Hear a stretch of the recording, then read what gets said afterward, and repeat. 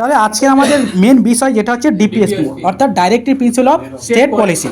ওকে, তো ডিপিএসপি থেকে আমাদের পড়তে হবে এবং ভালো করে আমাদের এখান থেকে পরীক্ষা আসবে, মিনিমাম একটা তো থাকবে যে কোনো পরীক্ষাতে, ঠিক আছে। দেখো ডিপিএসপি ভারতের সংবিধানের পার্ট 4-এ উল্লেখ করা আছে। কত নম্বর? পার্ট 4। হ্যাঁ, এবার তুমি বলো কত নম্বর আর্টিকেলে উল্লেখ করা আছে?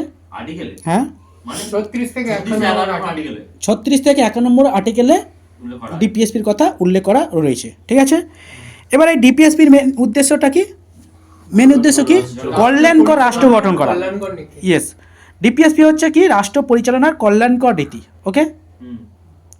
তো এই রাষ্ট্র পরিচালনার জন্য কল্যাণকর নীতি মানে কি? একটা রাষ্ট্র ভালোভাবে গঠন করার জন্য যত মানে ভালো কাজ করা যায় সেগুলো উল্লেখ করা আছে ডিপিএসপিতে। এবার এই ডিপিএসপি আর ফান্ডামেন্টাল রাইটসের মধ্যে ডিফারেন্স কি? ডিপিএসপি কি হয়? সংবিধান এমনভাবে উল্লেখ করা আছে, সেখানে তুমি সরকার বা কোনো দেশ বা কোনো রাজ্য সরকার যদি সেই ডিপিএসপি তোমাকে না দেয়, মানে যেগুলো উল্লেখ করা আছে, তুমি তার জন্য আইনত পদক্ষেপ নিতে পারবে না। কিন্তু ফান্ডামেন্টাল রাইটস অর্থাৎ মৌলিক অধিকার যদি বিঘ্নিত হয়, তাহলে তুমি তার বিরুদ্ধে কোর্টে যেতে পারবে এবং কেস করতে পারবে, ঠিক আছে। এবার হচ্ছে ডিপিএসপি কোথা থেকে নেওয়া হয়েছে? প্রথমত নেওয়া হয়েছে আয়ারল্যান্ড থেকে নেওয়া হয়েছে। এবারে প্রথমত কোথা থেকে নেওয়া হয়েছিল? না, স্প্যানিশ। প্রথমত স্প্যানিশ থেকে নিয়েছিল আয়ারল্যান্ড, এবং আয়ারল্যান্ড থেকে নিয়েছে ভারতবর্ষ, ঠিক আছে। তাহলে যদি বলা হয় এই ডিপিএসপি কোন দেশ থেকে নেওয়া হয়েছে সুমন? আয়ারল্যান্ড থেকে ডিপিএসপি নেওয়া হয়েছে। ওকে, ঠিক আছে। এবারে আমাদের এখান থেকে এগুলো করতে হবে, তাহলে আইনত পদক্ষেপ নিতে পারি, আবার নাও নিতে পারি, ঠিক আছে। মানে ডিপিএসপির ক্ষেত্রে আমরা আইনত পদক্ষেপ নিতে পারি না, কিন্তু মৌলিক অধিকারের ক্ষেত্রে আমরা আইনত পদক্ষেপ নিতে পারি। এবারে আমাদের প্রতিটা যে ডিপিএসপি আছে সেগুলো একটু আমাদের পড়তে হবে, যেগুলো পরীক্ষাতে আসবে, ঠিক আছে।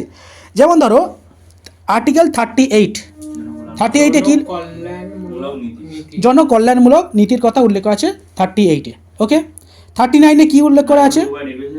নারী পুরুষ লিঙ্গ নির্বিশেষে বৈষম্য আর কি, সবাই হচ্ছে সমান গায়ের জন্য সমান বেতন, ঠিক। আচ্ছা, এবার তুমি বলো 40 আর্টিকেলে 40-এ কি আছে? পঞ্চায়েতি রাজ ব্যবস্থা, ঠিক আছে। সুমন বলো 42 নম্বর আর্টিকেলে কি আছে? বলো সুমন। ইয়েস, না 42, হ্যাঁ ম্যাটারনিটি রিলিফ 42 নম্বর আর্টিকেলে ম্যাটারনিটি অবস্থায় ছুটি মহিলাদের জন্য। ইয়েস। আচ্ছা, নেক্সট হচ্ছে 44 নম্বর আর্টিকেলে কি আছে? সাগর বলো। ক্ষুদ্র শিল্প না, 44 নম্বর আর্টিকেলে কি আছে? ইউনিফর্ম সিভিল কোড, এক দেশ এক আইনের কথা উল্লেখ আছে ইউনিফর্ম সিভিল কোড 44-এ, ঠিক আছে। সারা ভারতবর্ষে মানে আমাদের দেশ একটা আইন, আমাদের যে বিভিন্ন ধর্ম আছে, জাতি ধর্ম বর্ণ নির্বিশেষে যে ডিফারেন্স আইন আছে সেগুলো বাদ দেওয়ার কথা বলা হয়েছে, ঠিক আছে।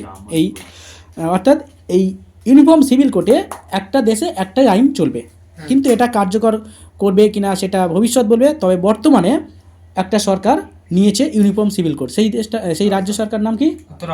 উত্তরাখণ্ড। Very good. উত্তরাখণ্ড ভারতবর্ষের একমাত্র রাজ্য এই স্বাধীনতার পরে যে কিনা ইউনিফর্ম সিভিল কোড কার্যকর করেছে। যদি বলা হয় স্বাধীনতার আগে কোন রাজ্যে ইউনিফর্ম সিভিল কোড চালু ছিল? এখনো পর্যন্ত গোয়া। পর্তুগিজরা গোয়া শাসন করেছিল, আমরা জানি। পর্তুগিজ আমাদের যে বিভিন্ন বৈদেশিক শক্তিরা এসেছিল ভারতবর্ষে, তাদের মধ্যে পর্তুগিজ হচ্ছে প্রথম এসেছিল ভারতবর্ষে। তো গোয়া হচ্ছে তাদের টেরিটরি ছিল। তো গোয়া হচ্ছে সেই সময় পর্তুগিজ আইন অনুযায়ী সেখানে ইউনিফর্ম সিভিল কোড চালু ছিল। ওকে, তো এখনো পর্যন্ত সেখানে রয়েছে এবং নতুনভাবে ইউনিফর্ম সিভিল কোড চালু ছিল গোয়াতে, এবং স্বাধীনতার পরে হচ্ছে উত্তরাখণ্ডে, ঠিক। এবারে আর্টিকেল 45 কে বলবে? 6 থেকে 14 বছর বয়সী শিশুদের শিক্ষার সুবিধা। ইয়েস, 6 থেকে 14 বছর বয়স পর্যন্ত শিক্ষার সুবিধা। এর সঙ্গে আরও একটা নতুন সংযোজন করতে হবে ইনফরমেশন, সেটা কি বলো?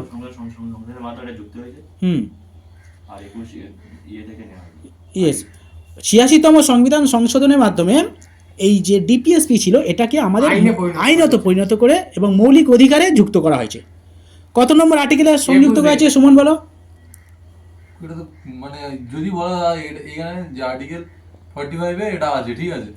বলছো তারপরে আর্টিকেল 21-এর এতে ওটা মৌলিক অধিকারে। যদি বলা হয় কোন মৌলিক তাহলে কত নম্বর আর্টিকেলে দুটো অপশন মোটামুটি থাকবে না, দুটো অপশান থাকবে না। যদি বলা হয় যে কত নম্বর আর্টিকেলে এই শিক্ষাটা মৌলিক অধিকারের অন্তর্ভুক্ত করা হয়েছে, তখন কি হবে?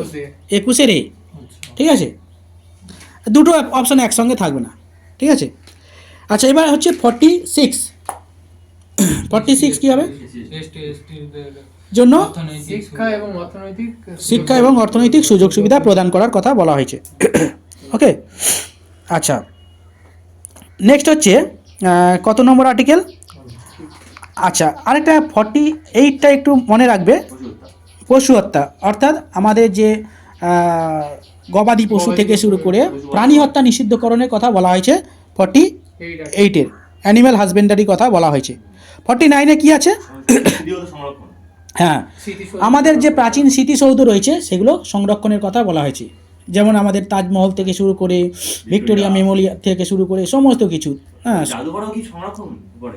জাদুঘর, হ্যাঁ অবশ্যই, এটা তো ঐতিহাসিক আছে, প্রাচীন সমস্ত কিছু আমাদের সংরক্ষণ করার কথা বলা হয়েছে। হুম, জাদুঘর বিল্ডিং হিসাবে এক না আলাদা? কিটা? জাদুঘর আর বিল্ডিং হিসাবে এক না আলাদা? আলাদা। আচ্ছা এবার বলো সুমন, 50 নম্বর আর্টিকেল বলো কি আছে? বিচার বিভাগের থেকে হ্যাঁ।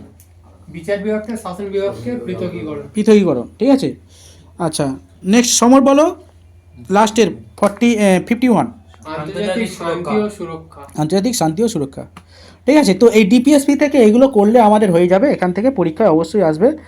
আর এবছরে uniform civil code hot topic. ঠিক আছে, আর 45টা এমনি ছোটোখাটো পরীক্ষার জন্য করতে হবে 45 আর্টিকেল, মানে শিক্ষা। আর 44 আর 40 নম্বর আর্টিকেলটা স্কিপ হয়ে গেল, পঞ্চায়েতি রাজ। ঠিক আছে, এইগুলো করতে হবে। 40 পঞ্চায়েতি রাজ, 44 ইউনিফর্ম সিভিল কোড, আর 45 হচ্ছে ওই 6 থেকে 14 বছর বয়সী শিশুদের জন্য শিক্ষার সুবিধা। ইয়েস, ঠিক আছে, চলো।